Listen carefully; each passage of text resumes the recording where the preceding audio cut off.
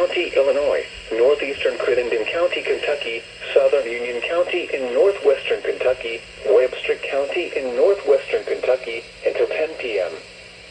At 9:23 p.m., a severe thunderstorm capable of producing a tornado was located over Sturgis, moving east at 55 miles per hour. Expected hazards include tornado and quarter-size hail. This is a radar-indicated threat. The following impacts are expected. Flying debris will be dangerous to those caught without shelter. Mobile homes will be damaged or destroyed.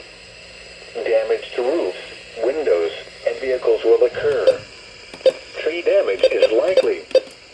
This dangerous storm will be near Dixon around 9:35 p.m. Seabury around 9:40 p.m.